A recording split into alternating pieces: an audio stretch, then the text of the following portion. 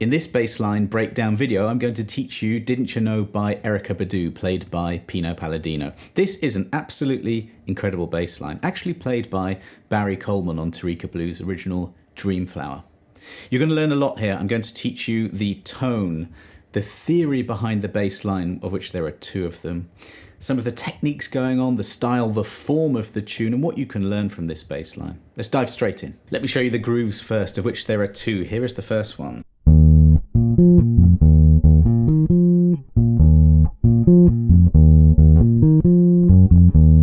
It's a really simple idea. It's a repetitive bass line that goes over an E flat minor 7 chord. There are a few ways to play this, but let's go through it. So we've got an E flat first. Now what I'm doing here is I'm stretching from my first finger. I'm using my second finger on the 8th fret and I'm using my little finger on the 10th fret. That's quite a big stretch. I've worked quite hard on that.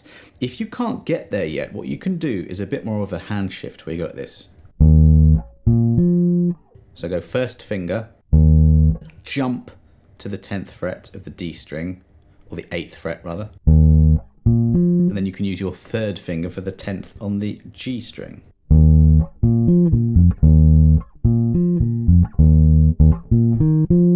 That way requires a bit of hand shifting, and you need to keep the line nice and smooth. So you either do that or you do my method.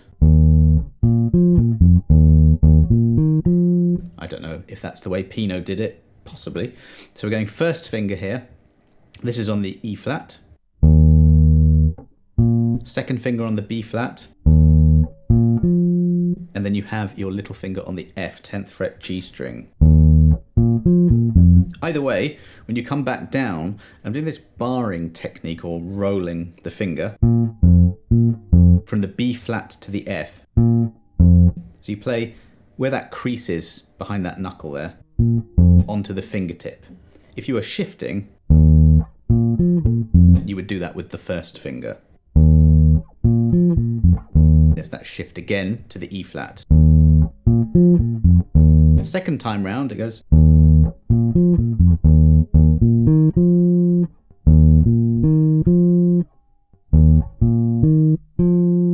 E flat, E flat, E flat, F.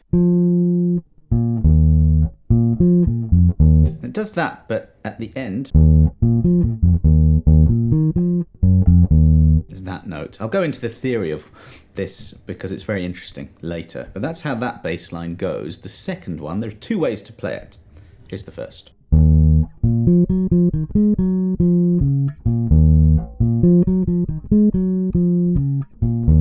There's actually probably more than one way. When I looked at the live version of this, the bass player was going like this. It wasn't Pino, it was someone else that was going.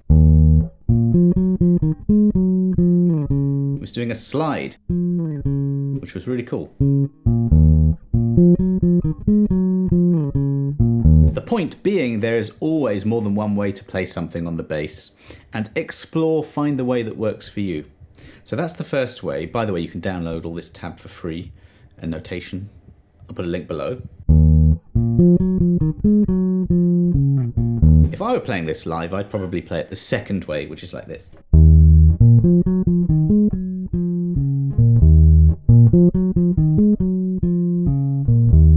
This way, everything is under the fingers, one finger per fret. You do have to go across 4 different strings, but let's take a look at that one. E flat to B flat.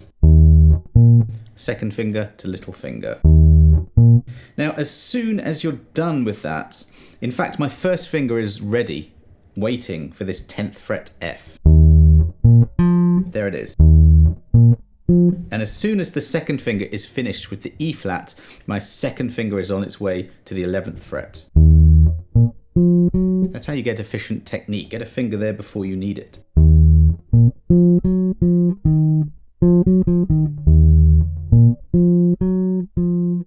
Now here, I'm going E flat, 13th fret D string, and it's the reverse of the rolling technique we did before. Now I have little finger, the fingertip, on that note, 13th fret of the D, the E flat. And I'm just rolling down onto that crease there. And then we come down.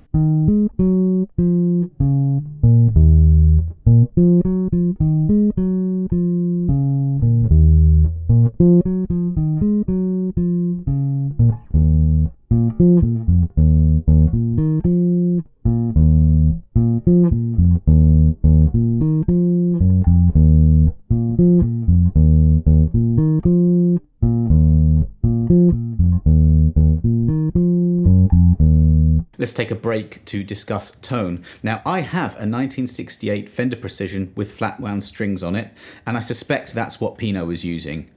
A vintage P bass with flat wound strings on it. But I like this bass. This is a 1982 Ibanez Roadstar, and I just wanted to show you that you can get a bit closer to some of these tones, perhaps not with a vintage P bass, which costs a lot of money. So what I'm doing here, I've got a Precision and a Jazz pickup. I'm soloing the front pickup, the Precision pickup, and I've just taken off some of the tone, backed off the tone. Also, I'm playing very close to the neck, quite far away from the bridge, because you want a really deep, fat, round tone. So listen to this.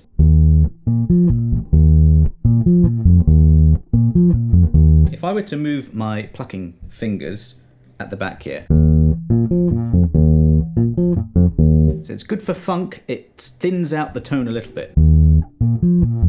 So that's where I want to be on this bass. If you have a Fender Jazz or similar, solo the front pickup, the neck pickup, and back off the tone completely, and that will darken things up.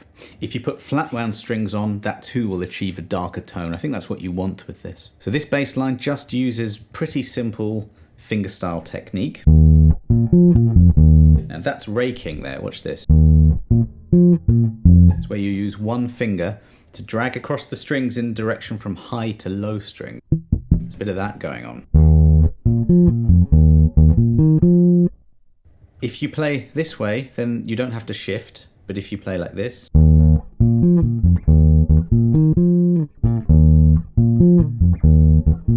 then you have hand shifts.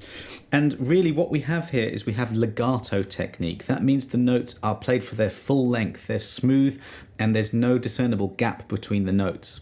Listen to Pino's way of playing it and you'll hear that. The notes are very, very long. And to achieve that, if you're doing hand shifts, it must sound like you're not doing any shifts.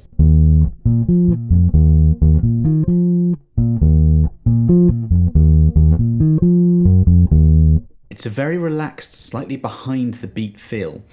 Listen to it. What it means is when you have the beats like this, he's just playing slightly behind. It gives a very, very relaxed feel rather than ahead of the beat being a bit rushed, which might be good for other styles. The tempo is 135 beats per minute. In that link below to the PDF for the tab and the notation, I'll put this drum beat I've got here. It's 135 beats per minute, but it's felt half time. That's that really relaxed feel. Once you get the two grooves together, what would be a brilliant thing to work on is to play along to the original. Here's the form. This is how the bass line goes. Actually, I love this bass line. It actually only takes place twice in the whole song, which is quite interesting. I'll go into the theory afterwards, but now I'll look at the form. It does something quite bizarre in the beginning. A very sort of hip-hop thing where things almost sound like they're being chopped up. You've got a kick drum on beats 2, and the bass comes in on beats 3 and 4. So it's like kick, and then you're in this. You're in bass line 1, the groove 1. But that bit at the end of the groove, that's how it starts off. Listen to it, it's a bit odd, and then you're in. Now here's how, if I was playing this live, here's how I would approach this.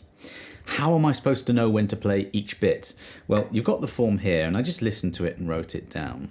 But it's like this, 1, 2, 3, 4, 1, 2, 3, 4. So that's 1, 2, 3, 4, 1, 2, 3, 4. That's 2 bars. But the way I'm feeling it is I'm just saying that's once around the groove. And that's how I like to do it. So if you like to count it out, then count it out. But for me, it's like this. You've got 6 times the groove. So this is once round. That's once round. Twice, you know, and so on. And then the vocals come in after that and you do the riff 8 times. This is how I'm thinking about it. Very often when you're learning music for gigs, it does do things like that. It goes around 8 bars or 16 bars or whatever. So after that, we do have groove 2. And if you can see, it only does that 8 times round the groove. Then it goes into the chorus, and the verse, but you have groove 1 over the chorus and over the verse. So it's one of these tunes that seems really simple, but form-wise you've got one bass line that goes over a chorus and a verse. So that can sometimes throw you when you're learning. But if you map out a song like this, it does make it easier to learn. You've only got 2 bass lines, really going over one chord, and then if you learn the form like this, be easier. Let's dive into some of the theory around this. I love to do this because I think it makes learning the song easier. I think it helps learning other songs that are similar, and you can gain ideas from this, take them, borrow them, and use them in your own playing. I'll show you that at the end of this section. But the song is based around an E-flat Dorian tonality. That's this. E-flat Dorian, or any Dorian mode, is the second mode of the major scale. So this is the second mode of D-flat major, which has 5 flats. If you have an E-flat minor 7 chord going for ages and ages and ages, or any minor 7 chord, very often the Dorian mode is taken, and that's the tonality. So What by Miles Davis is another very good example of that. It's used a lot in jazz. So the bass line actually never uses that major 6th note, the 6th note of the mode. That gives you its Dorian tonality, but listen very carefully to the keyboard in the background and you'll hear that note. That's the clue that it's that and not E-flat natural minor, which actually does contain exactly the same notes apart from that 6th note, which is a minor 6th in the natural minor. So get that mode, put the song on and play it along and you'll hear that it fits. Listen to the way the bass line anchors everything. It's a melodic hook all on its own.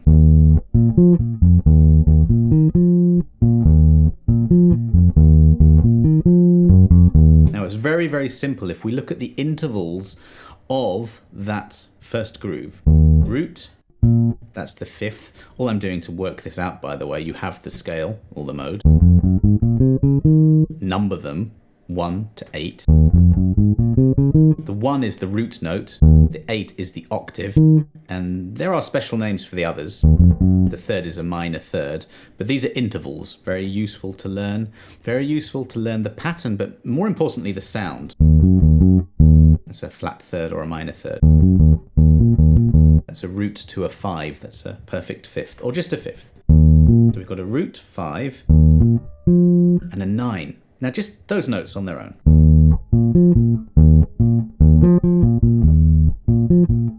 Really great sounding bass lines can be made from those notes. You can actually use that shape over a minor chord or a major chord, since there's no minor 3rd or major 3rd or minor 7th or major 7th in there. It's ambiguous. So use that pattern, learn it. So it goes to the second note. Very simple notes. The next one, where we go, much of the same. I'll do that second fingering of it. We've got the roots to the 5. And listen to that. Oh, that's a Chili Peppers song, isn't it? The beginning of that.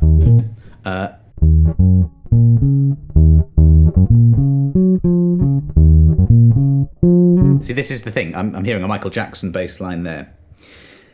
Lots of bass lines will share common intervals. This is why you're doing this. You'll get much quicker at learning songs if you can figure out some of these patterns. Plus, you'll make your own thing up, which I'll show you now. Look. Root 5. Now that's that 9. But this time I'm playing it just in one position here. And that's a minor 10th, which is that 3rd note up the octave, right? Now just taking those notes.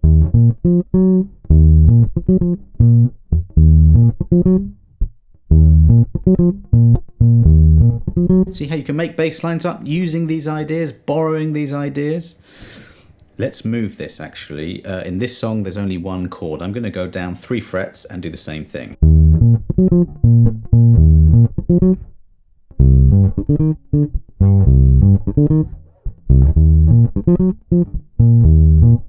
You see what we're doing here? We're just taking ideas from bass lines and running with it. Do subscribe, by the way, if you like this kind of thing, because I'm going to be doing loads more of this. So click the link below to download the PDF. I'll put that drum beat there as well for you to have a go. And do try and work up to playing along to the original from beginning to end. Keep recommending songs for this series. I'll do my best. If it's really a very long song with a lot of different parts to it, it might be a bit difficult to do, but suggest them anyway. We'll see how that goes. Thanks very much for watching. See you on the next lesson.